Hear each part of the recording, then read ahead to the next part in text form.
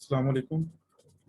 आज का हमारा ग्रुप थ्री से मुतल्लिक एक इम्पोर्टेंट टॉपिक्स हैं जिसमें हम सबसे पहले देखेंगे कोसेट्स के बारे में और लैग्रांज थ्योरम के बारे में, और देन हम नॉर्मल सब ग्रुप के बारे में और फैक्टर ग्रुप के बारे में और कुछ और बेसिक टर्म्स ग्रुप थ्योरी के बारे में उनको स्टडी करेंगे। तो सबसे पहले डेफिनेशन देखते हैं कोसेट्स की। तो कोसेट हमारे पास होता है कि आपके पास एक एज एक सब ग्रुप है किसी ग्रुप जी का। उस ग्रुप में से आप एक एलिमेंट ले लें, उस एक एलिमेंट को आप उसके तमाम एलिमेंट्स के साथ मल्टीप्लाई कर दें। ग्रुप का एक एलिमेंट ले लें, लेट्स सपोज हमने ए लिया है, उसको आप उसके सब ग्रुप एज के साथ उसके हर एलिमेंट के साथ उसको मल्टीप्लाई कर दें। तो ये जो हमारे पास कलेक्शन बनेगी एलिमेंट्स की, इसे हम कहेंगे कि ये कोसेट्स हैं। और जब आप एस ए को लेफ्ट साइड से मल्टीप्लाई कर रहे होंगे तो इसको हम कहेंगे कि ये left cosets of H in G है, डिटरमाइंड बाय द ए। और अगर आप इसी एलिमेंट को इस सब ग्रुप के साथ राइट साइड से मल्टीप्लाई करते हैं तो इसको हम कहेंगे right cosets of H in G. ये कोसेट्स हैं अंडर मल्टीप्लिकेशन। अगर आप अंडर एडिशन कोसेट्स बनाना चाहें तो उसके लिए हमें सब ग्रुप के एलिमेंट के साथ ग्रुप का एलिमेंट जो है उसको ऐड करना पड़ेगा। मींस आप ग्रुप का जो एक एलिमेंट आपने लिया है उसको सब ग्रुप के तमाम एलिमेंट्स के साथ वन बाय वन ऐड कर दें, तो जो सेट आपके पास बनेगा उसे हम कहेंगे कोसेट्स हैं। कोसेट उसे हम कहेंगे। अगर आप उसको लेफ्ट साइड से ऐड करते हैं तो ये लेफ्ट को सेट है, और अगर राइट साइड से ऐड करते हैं तो ये आपके पास राइट को सेट है।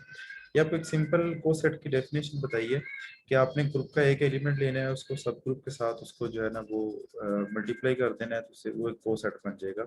इसके हम एक एग्जांपल देखते हैं। हमारे पास एक कटर्नियन ग्रुप होता है क्यू एट, जिसको हम पहले ऑलरेडी देख चुके हैं कि इसके अंदर 8 एलिमेंट होते हैं, plus minus one plus minus I plus minus J and plus minus के। एक सब ग्रुप लेते हैं इसका, इस जी का, इस कटर्नियन ग्रुप का, plus minus one and plus minus i. अब कोसेट को हमने डिफाइन किया था कि आपने ग्रुप का एक एलिमेंट लेना है, तो मैं यहाँ से एक एलिमेंट ले लेता हूँ। लेट्स सपोज मैं जे ले लेता हूँ, कोई आप एक एलिमेंट ले ले। तो मैं यहाँ से एक एलिमेंट जे ले लेता हूँ और एक एलिमेंट में आई ले लेता हूँ। मैं दो कोसेट बनाता हूँ। तो मैं क्या करूंगा, इस जे को इस एज के अंदर मल्टीप्लाई कर दूंगा हर एलिमेंट से। तो जे पहले वन से मल्टीप्लाई होगा, फिर माइनस वन से, फिर आई से, फिर माइनस आई से। अब हमें पता है कि वन और माइनस वन से तो जे और माइनस जे आ जाएगा, और जे आई को मल्टीप्लाई करेंगे। ये हमने इसकी प्रोडक्ट देखी थी, एक साइकिल बनाते हैं आई जे के, उसमें जे के जो होता है वो आई के, आई जे के इक्वल होता है, जे के जो है वो आई के इक्वल होता है, के आई जो होता है वो जे के इक्वल होता है।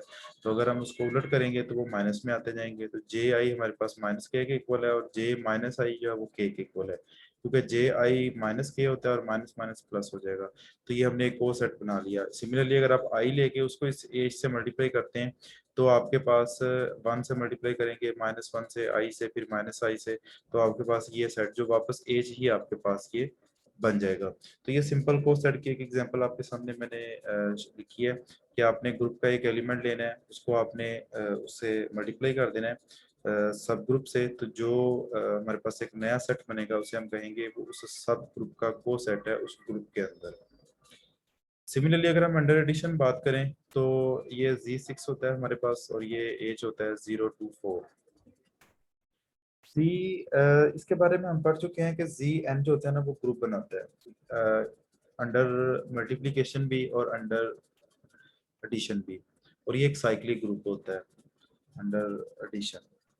तो इसमें दोनों में ना एक छोटा सा डिफरेंस है, वो आप देख लें कि जब हम बात करते हैं ना अंडर एडिशन, तो ये जो सेट होता है ना ये जीरो से स्टार्ट होता है, 0 1 2 3 4 5। ये इस एक कम तक जाएगा। ये मतलब जी एन के अंदर अगर पूछ रहे कितने एलिमेंट होंगे अंडर एडिशन, तो उसके अंदर n-1 एलिमेंट होंगे, क्योंकि हम जीरो से स्टार्ट कर रहे होते हैं। अगर यही आपने सेट लिखना हो अंडर मल्टीप्लीकेशन, यही ग्रुप लिखना हो, फिर हम जीरो से स्टार्ट नहीं करेंगे, फिर हम स्टार्ट करेंगे वन से, 1 2 3 4 5 6, अब ये 6 तक जाएगा। तो ये दोनों में डिफरेंस रखना है बेसिकली। मल्टीप्लीकेशन क्योंकि जीरो का इनवर्स एग्जिस्ट नहीं करता, इसलिए हम अंडर मल्टीप्लिकेशन इस ग्रुप को वन से स्टार्ट करते हैं और अंडर एडिशन जो है इसको जीरो से स्टार्ट करते हैं। तो ये एक आर्बिट्रेरी मैंने कोई इसका सब ग्रुप लिया है इसका। और मैंने कोसेट्स फाइंड किए हैं। पहले मैंने एक जीरो लिया, उसको एज के अंदर मल्टीप्लाई कर दिया, 0 + 0, 0 + 2, 0 + 4, तो वो एज ही आ जाएगा। फिर मैंने 1 लिया, 1 को इस सब के साथ मल्टी ऐड किया है, 1 + 0 1 होता है, 1 + 2 3 होता है, 1 + 4 5 होता है। सिमिलरली मैंने 2 लिया, 2 को सबके साथ ऐड किया है, तो ये मैंने कुछ कोसेट्स वगैरह बनाए हैं। कोसेट्स जो होते हैं ना, ये बहुत इंपॉर्टेंट होते हैं ग्रुप थ्योरी के अंदर। ये आपको मैंने डेफिनेशन में एग्जांपल पढ़ी है, अब इसके रिजल्ट्स पढ़ते हैं कि ये क्यों इंपॉर्टेंट होते हैं। अच्छा जी, सबसे पहले ये है, ये रिजल्ट है। ये रिजल्ट एक पास पेपर में भी पूछा हुआ था, ये वाला कि a H is equal to H if and only if a belong to H. कि अगर आप जो ग्रुप का एलिमेंट ले रहे हैं, हमने ऊपर एक एग्जांपल की थी ये वाली, आप जो ग्रुप का एलिमेंट ले रहे हैं, अब एज क्योंकि ग्रुप का सबसेट होता है, तो जो आपने एलिमेंट ग्रुप से लिया है वो हो सकता है कि वो एज का भी एलिमेंट हो, क्योंकि वो उसका सबसेट है। तो अगर आपने जो एलिमेंट ग्रुप से लिया है, अगर वो उसके सब ग्रुप में भी है, तो आपका आंसर वही एज ही आएगा। जैसे मैंने यहाँ पे देखें जे एलिमेंट लिया था, जे जो है वो एज में नहीं है, तो इसके हमारा आंसर कुछ और आया था। लेकिन जब मैंने आई के साथ इसको सॉल्व किया, क्योंकि आई जी ग्रुप का भी एलिमेंट है, सब ग्रुप का भी एलिमेंट है, तो आई एज के साथ मल्टीप्लाई होकर हमें एज ही आंसर दे देगा। तो जब भी को सेट बनाए, तो अगर आपने जो एलिमेंट आप ले रहे हैं वो एलिमेंट अगर ग्रुप का भी सब ग्रुप का भी एलिमेंट है, तो ए एज जो है वो हमारे पास एज के इक्वल होगा। और ये पे यहाँ पे इफ एंड ओनली इफ की कंडीशन है। दूसरी बात ये है कि अगर दो कोसेट्स जो है ना वो आपस में इक्वल हो, H A is equal to H B, तो अब हम इसको क्या कर सकते हैं, बी को मैं अगर इधर लेके आऊं तो ये बी इनवर्स हो जाएगा। और क्योंकि बी बाद में लिखा है इधर, तो इधर इसको जब इस साइड पे लेके आएंगे तो ये बाद में ही आएगा। अब देखें कि ए बी इनवर्स जो है वो एज से मल्टीप्लाई होके आंसर एज दे रहा है। इसका क्या मतलब है, इसका मतलब है कि ए बी इनवर्स एज से भी बिलोंग करता है। ये इसी का ही एक रिजल्ट जो है ना वो हमने यहाँ पे लिखा है। समटाइम एक ये मैंने राइट कोसेट्स को इक्वल लिखा, अब लेफ्ट कोसेट को भी इक्वल रख के वो थोड़ा सा डिफरेंट रिजल्ट बनेगा इसका। अब उसको भी इक्वल रख के सिमिलरली किस तरह का एक जो बना सकते हैं।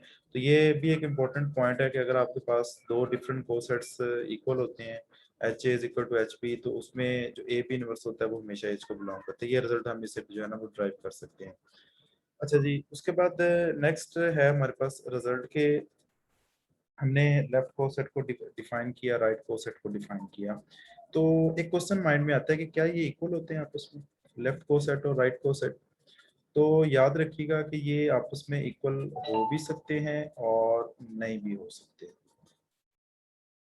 लेफ्ट कोसेट और राइट कोसेट आपस में इक्वल हो भी सकते हैं और नहीं भी हो सकते।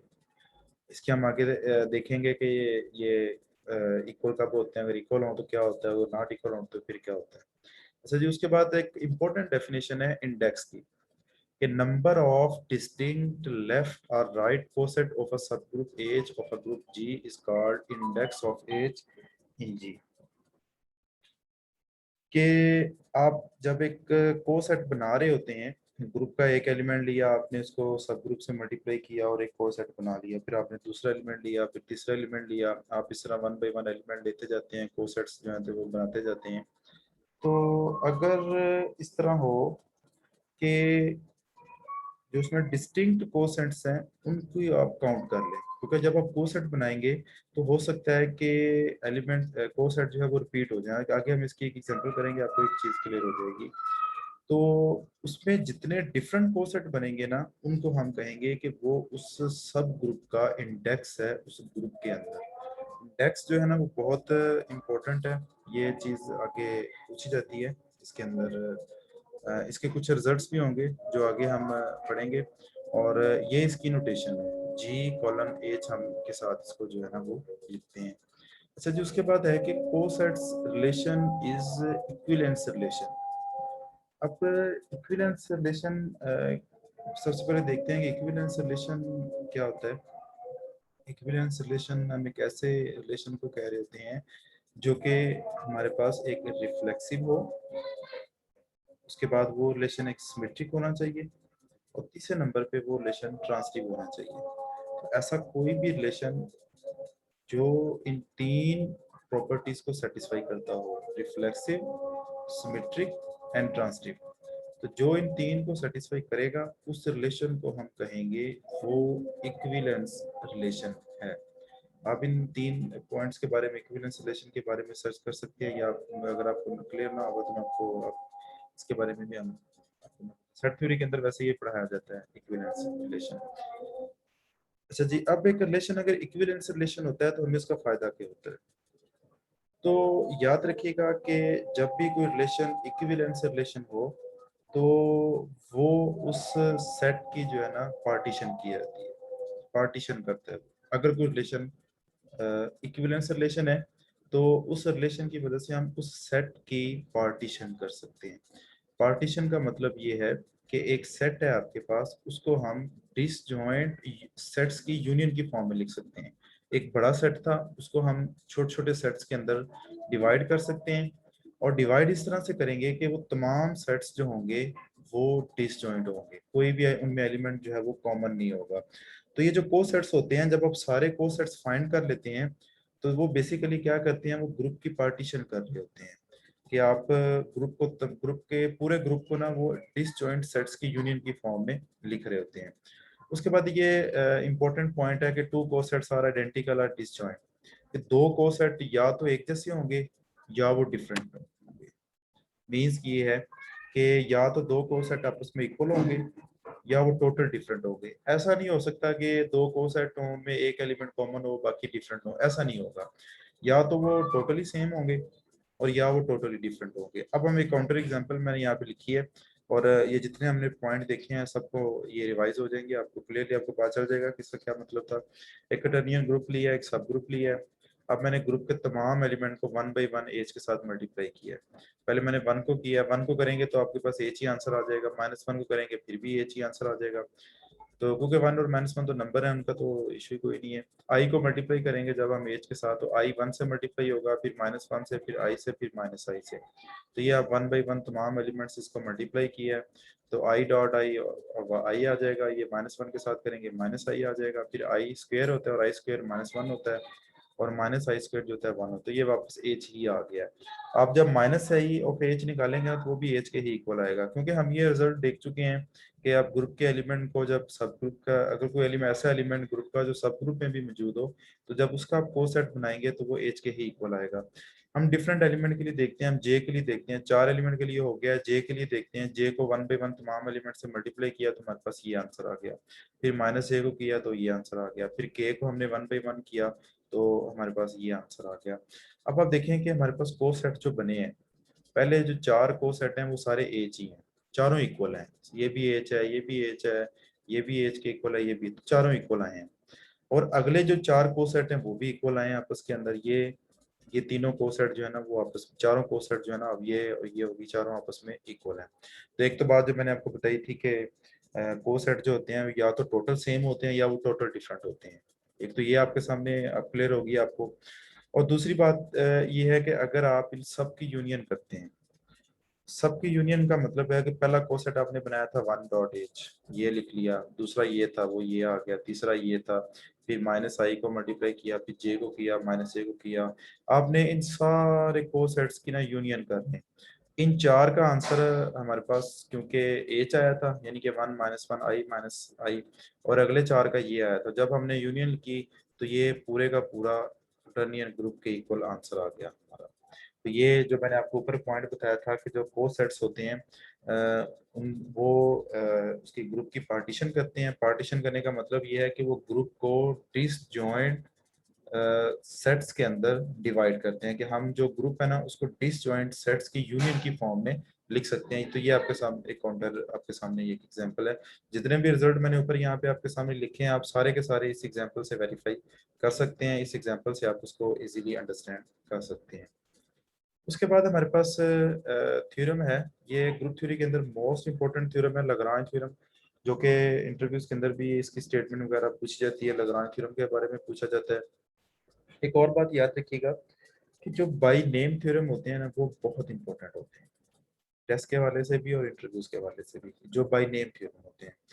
तो इसकी स्टेटमेंट होती है हमारे पास लाग्रांज थ्योरम की कि both the order and index of a subgroup of a finite group divide the order of group, कि सब ग्रुप का ऑर्डर हमेशा ग्रुप के ऑर्डर को डिवाइड करता है। इसके बारे में हम पहले भी पढ़ चुके हैं कि एक अगर एक ग्रुप है, लेट्स सपोज उसका ऑर्डर 30 है, तो जो 30 के डिवाइजर हैं उनके कॉरस्पॉन्ड हमें मे भी इस ग्रुप का कोई सब ग्रुप मिल जाए।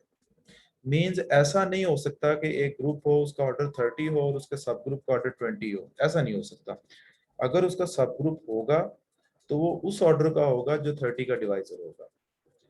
अच्छा जी, ये ऑर्डर के लिए तो हम पहले भी देख चुके हैं। इंडेक्स के लिए क्या होगा? इंडेक्स को हमने अभी डिफाइन किया है कि नंबर ऑफ डिस्टिंक्ट लेफ्ट और राइट कोसेट्स, कि आप जब कोसेट्स बनाते हैं ग्रुप के तमाम 1 बाई 1 एलिमेंट लेके उसको सब ग्रुप के साथ मल्टीप्लाई करके आप जब वो बनाते हैं, उसके कोसेट्स बनाते हैं, तो जो उनमें डिस्टिंक्ट कोसेट बनेंगे वो उसका इंडेक्स होगा। जैसे अगर हम ऊपर वाली एग्जांपल में देखें तो डिस्टिंक्ट कोसेट हमारे पास दो ही बने हैं, एक एज बना है एक ये बना है, तो इसका इंडेक्स 2 है। फिर हमारे पास ये जो हमने सब ग्रुप लिया था इसका इंडेक्स 2 है, क्योंकि दो ही डिफरेंट कोसेट बने हैं, बाकी सेम है सारे। तो इंडेक्स हमेशा ग्रुप को डिवाइड करेगा। अब देखें कटर्नियन ग्रुप का ऑर्डर 8 है, इंडेक्स 2 है, तो इसका मतलब 8 2 को डिवाइड करता है। तो ऑर्डर भी हमेशा ग्रुप को डिवाइड करता है और इंडेक्स भी हमेशा ग्रुप को डिवाइड करता है। ये लाग्रांज थ्योरम की स्टेटमेंट है। नेक्स्ट आगे दो इंपॉर्टेंट पॉइंट हैं ये वाले, कि order of an element of a finite group divide the order of group. हमारे पास जो ग्रुप होता है ना वो उसका वो सब ग्रुप लेते हैं तो वो किसी ना किसी एलिमेंट से जनरेट हो रहा होता है। और हमने ये पढ़ा है कि सब ग्रुप का ऑर्डर जो होता है वो ग्रुप के ऑर्डर को डिवाइड करता है, तो इसका मतलब जिस एलिमेंट से वो जनरेट होगा वो एलिमेंट, उस एलिमेंट का ऑर्डर भी ग्रुप के ऑर्डर को जनरेट करेगा। बेसिकली तमाम एलिमेंट का ऑर्डर ही ग्रुप के ऑर्डर को जनरेट करता है, सॉरी डिवाइड करता है। ये जितने भी एलिमेंट होते हैं सबका ऑर्डर ग्रुप के ऑर्डर को डिवाइड करता है। यहाँ से बहुत सारे क्वेश्चन बन सकते हैं। तो मतलब एक ग्रुप का आ जाए कि ऑर्डर है उसका 20 है, तो उसमें क्या ऑर्डर 6 का कोई एलिमेंट हो सकता है? तो सही बात है, उसमें ऑर्डर 6 का कोई एलिमेंट नहीं हो सकता, क्योंकि वो 6 जो है वो 20 का डिवाइजर नहीं है। दूसरी बात है, दूसरा पॉइंट है कि a finite group G whose order is a prime number is necessarily cyclic।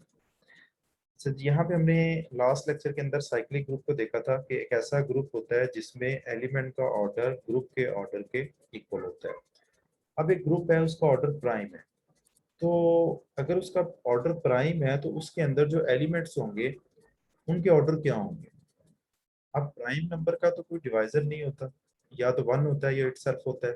तो इसका मतलब एलिमेंट्स के ऑर्डर या तो वन होंगे या वो ग्रुप के ऑर्डर 7 होगा, प्राइम नंबर ही होगा जो भी प्राइम नंबर है।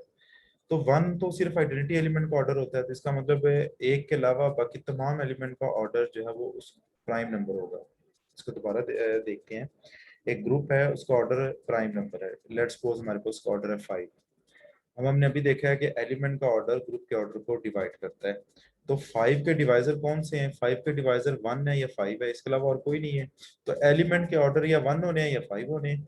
तो वन का एक ही ऑर्डर, एक वन ऑर्डर का एक ही एलिमेंट होता है हमेशा आइडेंटिटी, इसके अलावा किसी एलिमेंट का ऑर्डर 1 नहीं होता। तो इसका मतलब है कि हमारे पास फिर एक ही पॉसिबिलिटी बचती है 5 की, कि तमाम एलिमेंट्स का ऑर्डर जो है वो 5 होगा। अब ग्रुप का ऑर्डर भी 5 है और एलिमेंट का ऑर्डर भी 5 है, एलिमेंट्स का ऑर्डर भी 5 है, तो इसका मतलब कि वो हमारे पास एक साइक्लिक ग्रुप है। साइक्लिक ग्रुप के लिए एटलीस्ट एक एलिमेंट का ऑर्डर ग्रुप के ऑर्डर के इक्वल होना चाहिए, लेकिन यहाँ पे तमाम एलिमेंट का ऑर्डर ही ग्रुप के ऑर्डर के इक्वल होगा। और यहाँ से हम एक और रिजल्ट भी ड्राइव कर सकते हैं कि अगर ग्रुप का ऑर्डर प्राइम नंबर होगा तो हम ग्रुप को एवरी नॉन आइडेंटिटी एलिमेंट से जनरेट कर सकते हैं, कि आइडेंटिटी एलिमेंट के अलावा बाकी तमाम एलिमेंट से उस ग्रुप को जनरेट किया जा सकता है। मीन्स कि अगर किसी ग्रुप का ऑर्डर प्राइम पी है तो उसके जो जनरेटर्स होंगे वो p-1 होंगे, आइडेंटिटी को निकाल के बाकी सारे उसके अंदर जनरेटर्स होंगे।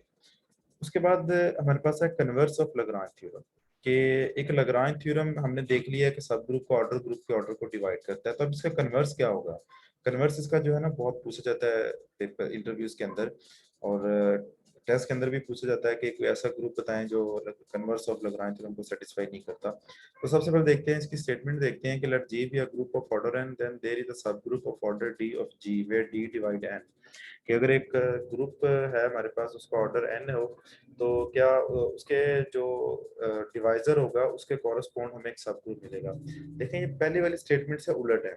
पहले ये था कि सब ग्रुप जो है वो ग्रुप के ऑर्डर को डिवाइड करता है, अब ये उलट है। अब ये है कि एक नंबर अगर डिवाइड करता है ग्रुप के ऑर्डर को तो क्या उस नंबर के कॉरस्पॉन्ड क्या उस नंबर के कोरस्पॉन्ड उस ऑर्डर का कोई सब ग्रुप होगा, ये उसका कन्वर्स है। इसको हम रिप्रेजेंट कर रहे हैं CLT से, कन्वर्स ऑफ लैग्रांज थ्योरम। तो ये ट्रू नहीं होता इन जनरल। इसके हमारे पास एक काउंटर एग्जांपल है, बड़ी फेमस एग्जांपल है ये वाली, alternating group of degree 4 A4। A4 का जो ऑर्डर होता है ना वो 12 होता है।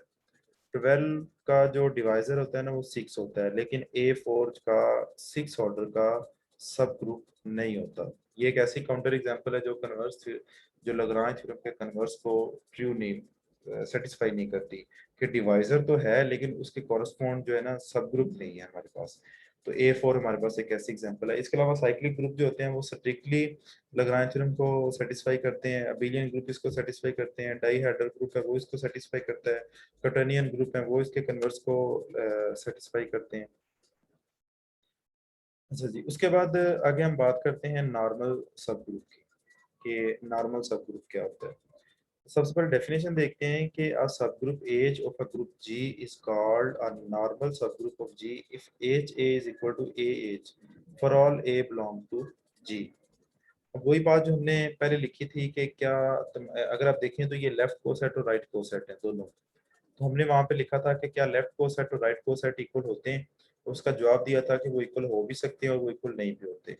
तो अगर ऐसा हो कि her left coset right coset के इक्वल हो, वैसे जनरली ये ट्रू नहीं होता कि लेफ्ट राइट के इक्वल, लेकिन अगर ऐसा हो जाए तो उस सब ग्रुप को हम कहते हैं कि वो उस ग्रुप का नॉर्मल सब ग्रुप है। A subgroup H of a group G is called a normal subgroup of G if H is equal to AH for all A belong to G। उस अगर ऐसा सबग्रुप लें कि जब हम कोसेट निकालें तो हर लेफ्ट कोसेट जो है वो राइट कोसेट के इक्वल हो, तो हम कहते हैं कि वो एक नॉर्मल सबग्रुप है। उस नॉर्मल सबग्रुप को हम इनवेरिएंट भी कहते हैं, सेल्फ कॉन्जुगेट सबग्रुप भी कहते हैं। इसको आगे हम देखेंगे कि सेल्फ कॉन्जुगेट का मतलब क्या होता है। अच्छा जी, एक ग्रुप जो होता है ना वो और आइडेंटिटी एलिमेंट, ये दोनों ट्रिवियल नॉर्मल सब ग्रुप होते हैं अपने आप के जी के। इसके अलावा बाकी जितने भी होंगे ना वो नॉन ट्रिवियल होंगे। अच्छा, यहाँ पे मैं थोड़ा सा आपको बता दूं कि ट्रिवियल सब ग्रुप और नॉन ट्रिवियल सब ग्रुप क्या होता है, प्रॉपर सब ग्रुप और इम्प्रॉपर सब ग्रुप क्या होता है, क्योंकि ये चीजें बहुत ज्यादा मिक्स होती हैं। आपको प्रॉपर सबसेट का और इम्प्रॉपर सबसेट का पता होगा कि अगर हमारे पास एक सेट हो तो हर सेट अपने आप का इम्प्रॉपर सबसेट होता है, और उस अपने आप के अलावा बाकी तमाम जो सब उसके सबसेट होते हैं ना वो उसके प्रॉपर सबसेट होते हैं। इवन एम्प्टी सेट भी किसी भी सेट का प्रॉपर सबसेट होता है। तो एक सेट है उसके अगर 10 सबसेट हैं तो उनमें एक इम्प्रॉपर होगा, बाकी 9 उसके जो है ना वो प्रॉपर होंगे। अब जो प्रॉपर सबसेट है अगर वो भी ग्रुप बनाता है तो उसको हम कहेंगे वो प्रॉपर सब ग्रुप है। और अगर एक इम्प्रॉपर इम्प्रॉपर अगर वो ग्रुप है तो वो अपने आप का इम्प्रॉपर सब ग्रुप होगा, तो बाकी सारे उसके जो होंगे ना, जो आइडेंटिटी एलिमेंट होगा वो भी ग्रुप का प्रॉपर सब ग्रुप होता है। ठीक हो गया, प्रॉपर और सब ग्रुप हो गया, इम्प्रॉपर हो गया। अब ट्रिवियल और नॉन ट्रिवियल क्या होता है। ट्रिवियल हम कहते हैं ऐसी चीज जो ऑलवेज एग्जिस्ट करती हो। तो अगर आप एक ग्रुप है वो अपने आप का ट्रिवियल सब ग्रुप है, और आइडेंटिटी भी सबका, हर ग्रुप का ट्रिवियल सब ग्रुप है। मीन्स के अगर आप सब ग्रुप चेक करना चाहते हैं तो हमें ग्रुप के लिए, ग्रुप इटसेल्फ के लिए और आइडेंटिटी के लिए चेक करने की जरूरत ही नहीं है, वो ट्रिवियली सब ग्रुप होंगे। और इनके अलावा जो बाकी सारे होंगे वो नॉन ट्रिवियल सब ग्रुप होंगे। तो इनमें आपने ये डिफरेंस रखना है, ट्रिवियल में, नॉन ट्रिवियल में, प्रॉपर में और इम्प्रॉपर में। अच्छा जी, उसके बाद एक डेफिनेशन है, इंपॉर्टेंट डेफिनेशन है, सिंपल ग्रुप। सिंपल ग्रुप ऐसा ग्रुप होता है कि जिसके ऐसा ग्रुप जिसका नॉन ट्रिवियल नॉर्मल सब ग्रुप ना हो। ऐसा ग्रुप जिसका नॉन ट्रिवियल मतलब एक जी हो, जी तो होना ही होना है, आइडेंटिटी भी होना ही होना है, इन दोनों के अलावा उसका नॉर्मल सब ग्रुप ना हो, हम कहते हैं कि वो एक सिंपल ग्रुप है। जैसे प्राइम ऑर्डर के ग्रुप होते हैं, प्राइम ऑर्डर के जो ग्रुप होते हैं उसके दो ही सब ग्रुप होते हैं, एक दोनों ट्रिवियल होते हैं, एक आइडेंटिटी और एक वो इटसेल्फ। तो वो एक हमारे जितने भी प्रॉपर नॉर्मल होते हैं प्राइम ऑर्डर के ग्रुप होते हैं ना, वो सारे के सारे हमारे पास सिंपल ग्रुप होते हैं। इसके अलावा भी ग्रुप होते हैं प्राइम ऑर्डर के अलावा भी, जैसे अल्टरनेटिव ग्रुप होता है ऑर्डर एन ए 5 से आगे जितने अल्टरनेटिव ग्रुप हैं सारे सिंपल हैं। अच्छा जी, उसके बाद हमारे पास है कि अगर एच जो है वो जी का नॉर्मल सब ग्रुप हो तो उसको हम इस तरीके से, ये उसकी रिप्रेजेंटेशन है। अच्छा जी, आगे नेक्स्ट रिजल्ट जो है वो बहुत इंपॉर्टेंट है कि every subgroup of an abelian group is normal. ये इस दफा के पेपर में पूछा हुआ था ये सवाल कि every subgroup of an abelian group is. अब वहां पे ना दो ऑप्शन थी, अबिलियन की भी थी, नॉर्मल नॉर्मल की भी थी। तो मुझे ये आपको मैं पहले भी चीज हम डिस्कस कर चुके हैं कि अगर एक क्वेश्चन है उसकी दो ऑप्शन हो तो आपने उसमें से सुपीरियर ऑप्शन देखनी कि वो कौन सी है। अब यहाँ पे क्योंकि नॉर्मल भी था अबिलियन भी था, तो अबिलियन ग्रुप जो होता है ना उसका सब ग्रुप भी अबिलियन होता है और उसका सब ग्रुप नॉर्मल भी होता है, लेकिन इन दोनों में सुपीरियर कोई भी नहीं थी। मीन्स ये नहीं है कि नॉर्मल लगा दें तो बिलियन कवर हो जाएगा या बिलियन लगा दें नॉर्मल कवर हो जाएगा। क्वेश्चन में मिस्टेक थी ये वाली जिसका हर एक को एक नंबर भी इसका मिला था। तो हर कोई भी अबिलियन ग्रुप हो उसका अगर आप सब ग्रुप लें, कोई भी सब ग्रुप लें, तो वो उसका नॉर्मल सब ग्रुप होगा। अंडरस्टूड है कि वो उसका नॉर्मल सब ग्रुप है। तो every subgroup of an abelian group is normal subgroup. Next हमारे पास एक इम्पोर्टेंट है चीज है कि if all subgroup of non abelian group और नॉर्मल। अच्छा जी, एक तो हमने हमारे पास ये हो गया कि एक अबिलियन ग्रुप होगा तो अंडरस्टूड है कि उसके तमाम सब ग्रुप नॉर्मल है। अब इसका कन्वर्स ट्रू नहीं है। कन्वर्स का मतलब ये है कि अगर एक कोई किसी ग्रुप के तमाम सब ग्रुप नॉर्मल हो तो लाजमी नहीं कि वो ग्रुप अबिलियन होगा। लेकिन अगर ऐसा हो जाए कि एक नॉन अबिलियन ग्रुप हो उसके तमाम सब ग्रुप नॉर्मल हो, अबिलियन के लिए तो ये शर्त लाजमी है ना कि अबिलियन ग्रुप होगा तो उसके सब ग्रुप नॉर्मल होंगे। लेकिन अगर नॉन अबिलियन ग्रुप होगा उसके तमाम सब ग्रुप नॉर्मल हो तो उस ग्रुप को हम कहते हैं वो हैमिल्टोनियन ग्रुप है। ये आपने नाम याद रखना है। ये हैमिल्टोनियन ग्रुप ऐसे नॉन अबिलियन ग्रुप को कहते हैं जिसके तमाम सब ग्रुप जो हैं वो नॉर्मल हो। इसकी हमारे पास एक बहुत इंपॉर्टेंट और फेमस एग्जांपल है क्वाड्रेनियन Q8। ये एक हैमिल्टोनियन ग्रुप होता है क्योंकि इसके तमाम सब ग्रुप जो होते हैं ना वो नॉर्मल होते हैं। अच्छा जी, subgroup H of a is normal in G if अगर लेफ्ट कोसेट जो है वो राइट कोसेट के इक्वल है, ये हमने नॉर्मल की डेफिनेशन देखी है। तो यहाँ से हम इस जी को, ये जो जी लिखा हुआ है ये वाला, इसको उठा के उधर लेके जाएं तो ये इधर जाके जी इनवर्स बन जाएगा। तो ये मैंने इसको यहाँ पे लिखा है G inverse H G is equal to H. तो इसको हमने सेल्फ कॉन्जुगेट कहा था। मैं यहाँ पे थोड़ा सा कॉन्जुगेट का कंसेप्ट दे दूँ। कॉन्जुगेट के ऊपर हम एक अलग से हमारा पूरा लेक्चर होगा, कॉन्जुगेट कॉन्जुगेसी क्लास ये वाला। तो कॉन्जुगेट बेसिकली हम कहते हैं कि ग्रुप का आप एक एलिमेंट देते हैं, उसको आप सब ग्रुप के शुरू में उसका इन्वर्स रखते हैं और बाद में वो एलिमेंट रखते हैं और उस एज के तमाम एलिमेंट से इसको ऑपरेट करते हैं। तो जो हमारे पास नया सेट बनता जाता है ना वो हम कहते हैं कि वो उसका कॉन्जुगेट सब ग्रुप है। अब अगर ऐसा हो कि एच आप दरमियान में रखे और आंसर भी एच ही बन रहा है तो वो उसका हम कहते हैं वो सेल्फ कॉन्जुगेट है। इसको हम डिटेल से देखेंगे कॉन्जुगेट को। उसके बाद नेक्स्ट रिजल्ट हमारे पास है, इंपॉर्टेंट है ये वाला। ये पहले भी ये भी पेपर में पूछा जा चुका है कि ऐसा सब ग्रुप जिसका इंडेक्स 2 हो वो भी नॉर्मल सब ग्रुप होता है। अब इंडेक्स हम पहले डिफाइन कर चुके हैं कि नंबर ऑफ डिस्टिंक्ट लेफ्ट और राइट कोसेट्स, उनको हम इंडेक्स कहते हैं। अब इंडेक्स निकाला कैसे जाता है? इंडेक्स निकालना बहुत इजी होता है। आप ग्रुप के ऑर्डर को सब ग्रुप के ऑर्डर से डिवाइड कर दें, जो आपका आंसर आएगा वो इंडेक्स होगा। मीन्स के जैसे हमने ऊपर एक एग्जांपल की थी जिसमें हमने लेफ्ट और कोसेट वगैरह निकाले थे। ये एग्जांपल थी हमारे पास। ये ग्रुप था, ये एक सब ग्रुप लिया था। अगर मैं आपसे, अगर आप कोसेट निकालना नहीं चाहते, आप चाहते हैं कि मुझे ऐसे ही पता चल जाए कि कितने को डिस्टिंक्ट बनेंगे, तो आप सिंपल इसका ऑर्डर 8 है, इसका ऑर्डर 4 है, डिवाइड करते हैं 2। इसका मतलब है जब हम कोसेट बनाएंगे तो हमारे पास सिर्फ 2 कोसेट बनेंगे और जब हमने बनाए तो वो हमारे पास 2 ही बने थे, एक ये एज पे आया था और एक ये आया था। तो जब भी ग्रुप के ऑर्डर को सब ग्रुप के ऑर्डर पे डिवाइड करें तो वो हमारे पास इंडेक्स के इक्वल होता है। और ऐसा सब ग्रुप जिसका इंडेक्स 2 हो वो हमारे पास नॉर्मल सब ग्रुप होता है। ये कुछ और इंडेक्स भी हों वो भी नॉर्मल होते हैं। वो भी उसका नॉर्मल सब ग्रुप होगा। इंडेक्स 3 4 5 के भी हो सकते हैं, लेकिन जो 2 का होगा ना वो कंपलसरी है कि जो इंडेक्स 2 का सब ग्रुप होगा वो जी का नॉर्मल सब ग्रुप होगा। ये भी एक बड़ा इंपॉर्टेंट पॉइंट है, ये पेपर में पूछी जाती है चीजें ये वाली। अच्छा जी, उसके बाद एक और इम्पोर्टेंट पॉइंट है कि सब ग्रुप का जो रिलेशन होता है ना ये ट्रांसटिव होता है। सब ग्रुप मतलब मीन जो हमने स्टार्ट में पढ़ा था। ट्रांसटिव रिलेशन का मतलब है कि अगर ए बी का सब ग्रुप है और बी सी का सब ग्रुप है तो ए सी का सब ग्रुप होगा। ये सब ग्रुप ट्रांसटिव रिलेशन होता है। लेकिन नॉर्मल सब ग्रुप का जो रिलेशन होता है ना वो ट्रांसटिव नहीं होता। मीन्स कि अगर ए बी का नॉर्मल सब ग्रुप है तो एंड और बी सी का नॉर्मल सब ग्रुप है तो लाजमी नहीं कि ए सी का नॉर्मल सब ग्रुप हो। तो सब ग्रुप जो होता है ना वो ट्रांसिटिव रिलेशन होता है, लेकिन नॉर्मल सब ग्रुप जो होता है ना वो ट्रांसिटिव रिलेशन नहीं होता। ये भी आपने एक पॉइंट याद रखना है। अच्छा जी, उसके बाद हमारे पास है क्वोशंट और फैक्टर ग्रुप्स। अब ये क्या होते हैं कि let G be a group and H be a normal subgroup of G, collect all left or right coset of H in G and form a set denoted by G by N। ये दो notations होती हैं इसकी। अब इसका मतलब क्या है? इसका मतलब ये है, कोसेट जब हम बना रहे थे ना तो हमने एक एलिमेंट लिया था ग्रुप से और उसको सब ग्रुप से मल्टीप्लाई किया था तो वो एक सेट बन गया, मतलब जिसको हमने एक कोसेट का नाम दिया। फिर अब दूसरा दो कोसेट बना लें, फिर अब तीसरा बना लें। तो ग्रुप के तमाम एलिमेंट को वन बाई वन आप सब ग्रुप से मल्टीप्लाई करते जाएं, कोसेट बनाते जाएं। अब एंड पर आप सबकी कलेक्शन कर लो।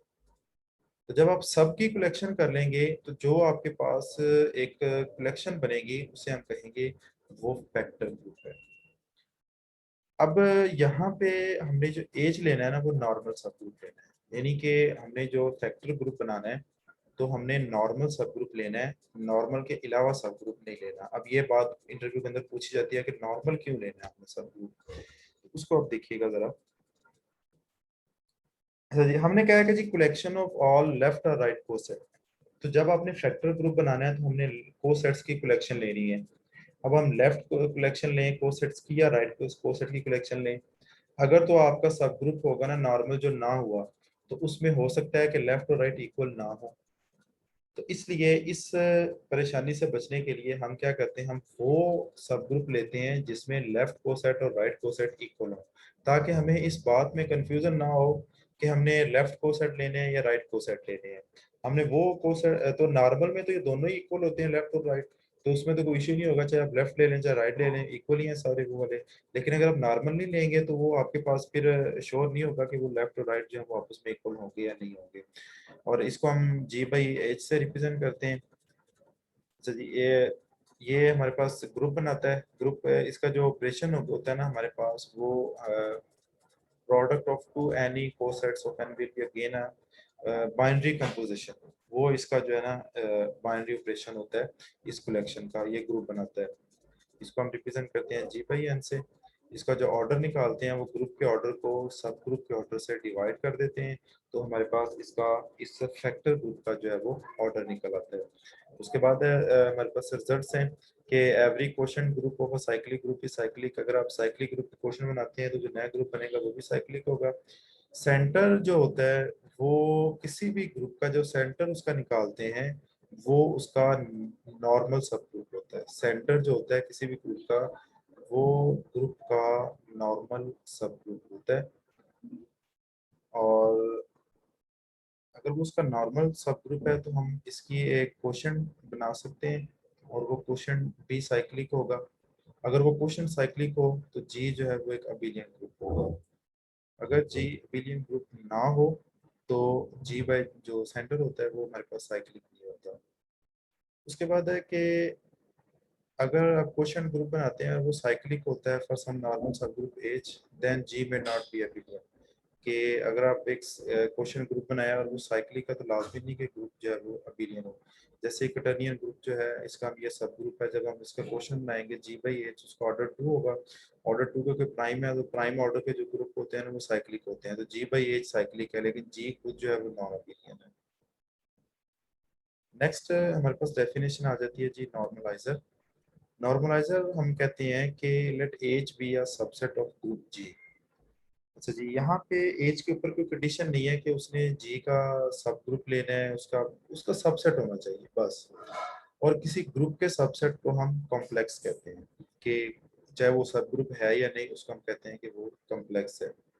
अब ये नॉर्मलाइजर को डिफाइन किस तरह से किया जाता है कि set of those element of G which commute with H is called normalizer of H. अब यहाँ पे थोड़ा सा नॉर्मल सब ग्रुप और नॉर्मलाइजर दोनों में थोड़ा सा डिफरेंस है। नॉर्मलाइजर के अंदर कंडीशन जो होती है ना वो नेसेसरी है कि ग्रुप के तमाम एलिमेंट जो है वो एज के साथ कम्यूट करने चाहिए, कि लेफ्ट कोसेट और राइट कोसेट जो है वो इक्वल होने चाहिए। ये नेसेसरी कंडीशन है।